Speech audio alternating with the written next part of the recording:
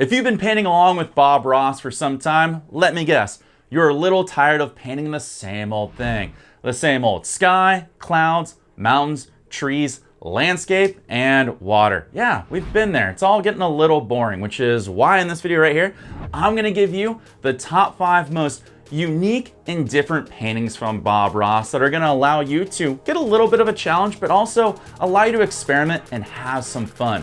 This list is a good one, so here we go. Number 5, Shades of Grey, Season 2, Episode 4. This is one of the most unique, limited palette Bob Ross landscape oil paintings. You're probably asking why. Well, the entire painting is done with only 2 colors, gray and white. This painting right here is inspired by a person that Bob met that told him he can't paint because he's colorblind. You know, just recently I was doing a demonstration in a mall, and I had a man come to me and he said, "Bob, I can never paint because I'm colorblind. All I can see is gray tones." So I thought today we'd do a picture in gray just to show you that anyone can paint. Bob truly proves in this one that anyone can paint.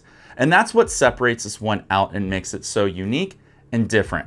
Bob builds a lot of depth and contrast with a limited palette, which can be extremely difficult. However, Bob, as always, makes it look easy. If you're tight on paint or colors, literally take a look at this one, because Bob shows you don't need much to make awesome art. Number 4, Golden Rays of Sunshine, Season 28, Episode 4.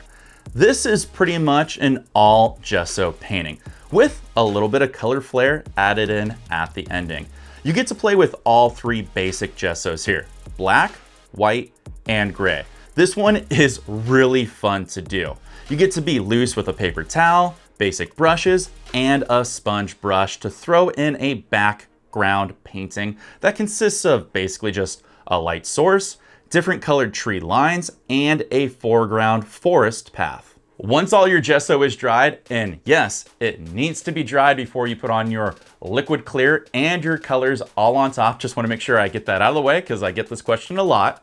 You can then get to work on blending easy to do and unique gradients across the entire gesso painting that makes it stand out. Bob even makes this one stand out and pop a little bit more by adding in these godlight rays that peek out from your tree line.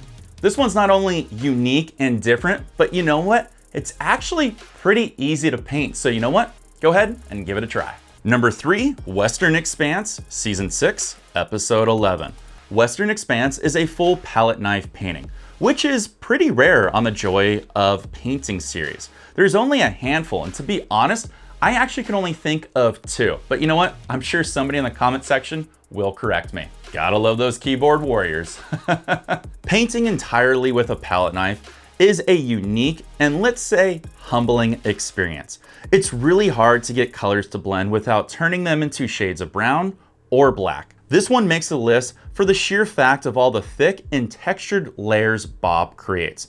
Generally, with wet painting, you push or blend your layers and colors into the canvas. However, this one you have to build up with every thick layer you create. Making this painting here, not only one with a ton of texture, but this one will literally pop off your canvas with a 3D effect, and it's awesome. But one thing you need to know, I hope you have a ton of paint because you literally will go through a butt ton of paint. But I guess that makes it kind of fun too. But hey, just letting you know, can be a little expensive. Number 2, Daisy Delight, Season 11, Episode 3. Okay, so you want something different from Bob? Well, here's something different from Bob. This one caught my eye due to the fact that one of the main colors is brown, accented with contrasting colors, which is pretty different. But when you look at the brown, you're gonna notice something that is weird. There's this different effect going on. When you see all these weird patches and sparse spots, you notice that Bob did something completely different that I haven't seen him do on any other Bob Ross tutorial. He literally takes his paint thinner and sprays and flicks it onto the canvas, which is going to eat away at all the color and liquid clear on the canvas. In my personal opinion, it's hard to tell if I actually like this effect due to the low resolution of the video, but you can't argue this is a unique approach from Bob. And I actually don't remember him doing this in any other video. I've seen him use paint thinner on the canvas, but when it comes to flicking and throwing with the fan brush, this is a new one. Another reason this one is on the list, I think this might be the only painting that actually has flowers painted on it from Bob. And right there, that is something you rarely see. And if I remember correctly, I actually think Bob even says this is different and very rare for him. Tell you what, let's do something a little different. I normally don't do this, but I'm going to today. One common complaint I get about Bob Ross's paintings and videos is they're all pretty similar. You got a lot of the same sky, clouds, mountains, trees, landscape, and water. And I get that, it's tough, which is why I wanted to bring this one to your attention. It's very different, but it's not only just different, it's unique and it has different ways to show you how to paint. Hey, wild cutting in here right before we get to number one. I know I'm a tease. I just want to say if you like this type of content and you want to see more from me, you can do me a few things. You can obviously go down below, like the video, leave me a comment, and of course, subscribe. If you like this very video right here, you can always hit that super thanks in the bottom right-hand corner. Or if you want to go above and beyond, you too can become a YouTube channel member for the low price of $1 that really helps support my channel and this community.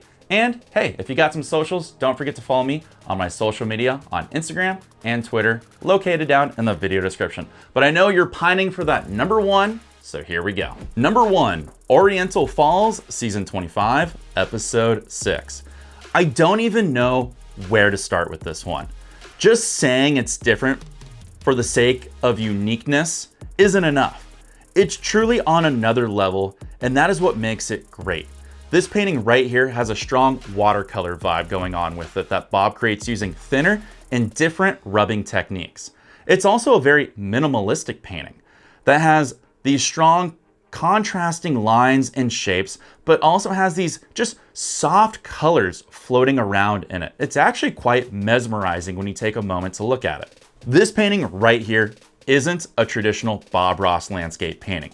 It might not be to your liking, but this one is worth a watch. So you can just see and learn wet on wet oil painting be used in a different technique that goes far beyond the traditional ways. The real reason I like this one and why I put it on my list as one of the most unique and different and somewhat challenging one is because Bob literally lets you know it's okay to play around on the canvas. It's okay to experiment. It's okay to do something different because you never know what you will discover. And that right there is a lesson every artist should learn. I really hope you try this because it'll teach you creativity and it'll allow you to express yourself.